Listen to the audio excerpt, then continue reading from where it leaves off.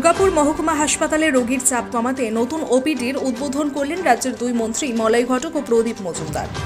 দুর্গাপুর মহকুমা হাসপাতালে প্রতিনিয়ত বাড়ছিল রোগীর চাপ, তাই এমার্জেন্সির সামনে এত ভিড় হচ্ছিল, হিমশিম খেতে হচ্ছিল সকলকে, তা রোগীর পরিবারই হোক বা স্বাস্থ্যকর্মী। তাই একটা ফাঁকা জায়গায় বড় করে ওপিডির প্রয়োজন ছিল। দুর্গাপুর মহকুমা হাসপাতালের রোগী কল্যাণ সমিতির চেয়ারম্যান কবি দত্ত তারই বন্ধু শিল্পপতি সন্দীপ দেকে এই বিষয়টি জানিয়েছিলেন।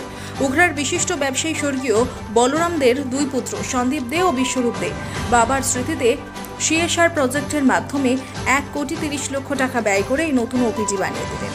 আজকে তার উদ্বোধন করেন রাজ্যের দুই মন্ত্রী সহ পাণ্ডবেশ্বরের বিধায়ক তথা তৃণমূলের জেলা সভাপতি নরেন্দ্রনাথ চক্রবর্তী। এছাড়া উপস্থিত ছিলেন পশ্চিম বর্ধমান জেলার জেলা শাসক, দুর্গাপুরের মহকুমা শাসক, দুর্গাপুরের পুর প্রশাসক সহ আরও বিশিষ্ট সরকারি আধিকারিক সহ বিশিষ্ট অতিথিরা। উপস্থিত ছিলেন জেলার মুখ্য স্বাস্থ্য আধিকারিক সহ হাসপাতাল সুপার।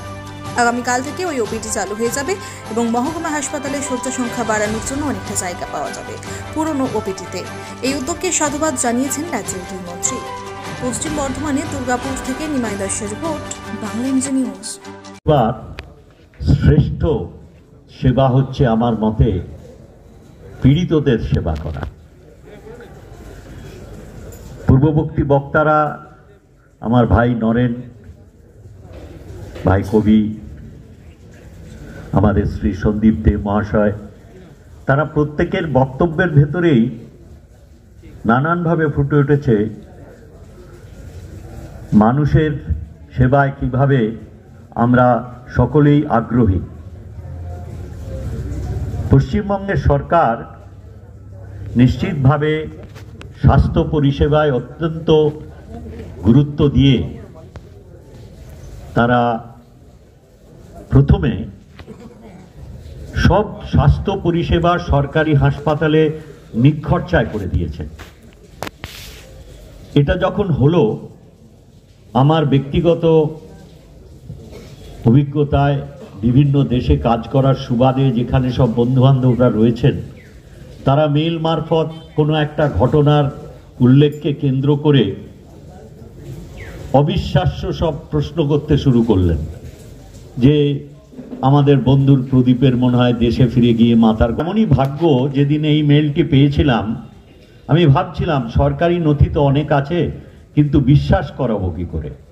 বললে বিশ্বাস করবেন না, একজন প্রথিতযশা শল্য চিকিৎসক হৃদযন্ত্রে, তার সঙ্গে সাক্ষাতের আগ্রহ নিয়ে আমি পিজি হাসপাতালে গিয়েছিলাম। ক্যাথ ল্যাবে তিনি তখন অপারেশন করছেন। আপনাদের কাছে ক্ষমা প্রার্থী, যেখানে অনেকক্ষণ আগে আমার পৌঁছানোর কথা ছিল, কিন্তু আসানসোলে প্রায় 3টে প্রোগ্রাম অ্যাটেন্ড করে এখানে, এবং এরপরে আমি প্রদীপ দাস বর্ধমানে যাব। আমাদের মাননীয় মুখ্যমন্ত্রী আগামী 24 তারিখে বর্ধমানে আসছেন। আমি ধন্যবাদ জানাই শ্রী বলরাম দের, ঈশ্বর বলরাম দের দুই সুসন্তানকে, যে তারা আজকে এই দুর্গাপুর যে মহকুমা হাসপাতাল, সেই মহকুমা হাসপাতালে ওপিডি যে ডিপার্টমেন্ট, সেই ডিপার্টমেন্টে তাদের তহবিল থেকে এই সরকারি হাসপাতালে উন্নতিকরণ করার জন্য।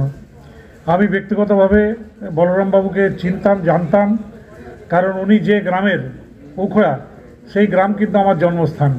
আমি কিন্তু উখড়ার ছেলে, উখড়াতে জন্মেছি, এবং বলরাম দেকে তিনি একজন শিক্ষক ছিলেন স্কুলের, এবং পরবর্তীকালে বাণিজ্যবশত লক্ষ্মী বাণিজ্যতে এসে তিনি নিজ গুণে প্রতিষ্ঠিত হয়েছিলেন, এবং তার ছেলেরাও সেটা কন্টিনিউ করে যাচ্ছেন। এবং ওনার যে স্বভাব ছিল সমাজসেবা, সেটা তার ছেলেরাও যে বজায় রেখেছেন, তার জন্য আমি আনন্দিত যে তার ছেলেরাও কিন্তু এই কাজটা করে যাচ্ছেন। আমি নিশ্চয়ই তাদেরকে অনুরোধ করব যে আরও কাজ এই অঞ্চলে, দুর্গাপুর আমাদের সারা পশ্চিমবঙ্গের মধ্যে যে কটা শহর বা নগরী আছে, দুর্গাপুর কিন্তু তাদের মধ্যে অন্যতম। দুর্গাপুর একটা সাজানো ওপিডি মেমোরিয়াল ব্লক আজকে শুভ উদ্বোধন হচ্ছে। এটা CSR coal mines associate traders private limited under Dey group. এটা খুব ভালো উদ্যোগ, ওনারা বললেনই। আমি একটাই কথাই বলবো, আমরা যখন সিএসআর ফান্ড সমস্ত কোম্পানিগুলোকে আমরা এনওসি দিই, আমরা খুব এখন 1 মাস আগে সবার সঙ্গে একটা মিটিং করেছিলাম। তখন ওনাদেরকে একটা আমাদের রিকোয়েস্ট ছিল, আপনারা যখন আপনারা প্রজেক্টগুলো যখন আমাদের কাছে জমা দেবেন, আপনাদের প্রজেক্টগুলো হেলথ আর এডুকেশন থেকে হোক, এটা আমাদের সাজেশন ছিল। কেন আপনারা বাকি আমরা রাস্তা করি, কালভার্ট করি, ওগুলো তো সবসময় একটা দরকার থেকেই যায়, কিন্তু এই হেলথ অ্যান্ড এডুকেশনে এটা যে কি এফেক্ট হবে, এটা ভালো এফেক্ট পাবে, কতজন উপহার পাবে, এটা কোনো টাকায় মাপা যাবে না। এটা অত একটা বড় একটা নোবেল প্রজেক্ট। এটার জন্য আমাদের ডে গ্রুপকে অনেক অনেক ধন্যবাদ। এটা one of the exemplary CSR project হবে আমাদের স্টেটের মধ্যে। আর বাকি আমাদের এটা নিয়ে উদ্যোগ নিয়েছেন আমাদের ভাইস চেয়ারম্যান আড্ডা কবি দত্ত মহাশয়, আর superintendent Durgapur sub divisional hospital আছেন। ওনারা সবসময় আমার কাছে যতবার আসেন হসপিটালের কিছু প্রবলেম নিয়ে আসেন, ওদেরকেও আমার আন্তরিক ধন্যবাদ। Thank you all. অনেক যারা বাইরের অনেক ব্যবসা প্রতিষ্ঠান এখানেও যেমন অনেকে দিয়েছেন, কিন্তু স্থানীয় যারা এখানে এগিয়ে আসছেন তাতে কি হয়, অন্যদের ওপর এই ধরনের কাজে প্রভাবটা আরও বেশি বিস্তার করবে। সেইটা আমরা আশা রাখি যে এই ধরনের যে প্রয়াস, তাতে যেমন এই ধরনের মহামানুষরা যারা সমাজ সেবার জন্যে তারা তাদের লভ্যাংশ থেকে মানুষের পরিষেবায় নিয়োজিত করছেন, স্থানীয় লোক হলে তার প্রভাব অনেক বেশি বিস্তৃত। বলছি, এই যে এত চাহিদা বা এত মানুষের সেই অনুপাতে ডাক্তারের ব্যবস্থাও অনেক আছে এখানে যখনই ডাক্তারের অসুবিধা হয়, মহকুমা হাসপাতাল অন প্রায়োরিটি সেই সব ডাক্তার আরও পান। এই মুহূর্তে আমাদের সেরকম কোনো ডাক্তারের অভাব আছে বলে আমার জানা নেই। আমরা প্রত্যেকটি রোগী কল্যাণ সমিতির মিটিংয়ে নিয়ে আলোচনা হয়, যখনই অসুবিধা হয় আমরা স্বাস্থ্য দপ্তরে লিখি। এই নয় যে দুদিনের ভেতর পাওয়া যায়, হয়তো সেখানে 15 দিনের ভেতর এসে যাবে। এই মুহূর্তে আমাদের এখানে কোনো ডাক্তারের অভাব আছে বলে আমার কাছে। Thank you. বলো। বলছি, তাহলে এইটা নিয়ে একটা বলো, এই প্রসঙ্গে যে পাণ্ডবেশ্বরের 40% রোগী আসে এখানে বলছো। হ্যাঁ, তুমি বিধায়ক হিসাবে কি এরপরে নেক্সট? আমি তো বললাম যে আমি মাননীয় মন্ত্রী আমার অগ্রজ প্রদীপবাবুকে জিজ্ঞেস করলাম, ডিএম সাহেব উপস্থিত ছিলেন, যদি আমার বিধায়ক তহবিল থেকে দেওয়া যায় আমার বিধানসভার বাইরে, এটা তো হসপিটাল সবাই ব্যবহার করে, তো আমি অবশ্যই 5 লক্ষ টাকা আমি বিধায়ক তহবিল থেকে, এখানকার যিনি রোগী কল্যাণ সমিতির চেয়ারম্যান আছেন তিনি এবং সুপার আছেন, সিমোই সাহেব আছেন, তারা যে কাজে লাগাবেন সেটা কাজ লাগে আমি টাকা দেবো 5 লাখ টাকা আমার বিধায়ক তহবিল থেকে। বলছি, প্রতাপপুর গ্রাম পঞ্চায়েতে যেগুলো বলছে যে 13 জন, না এসব কোনো ব্যাপার নয়। ব্যাপারটা হলো যে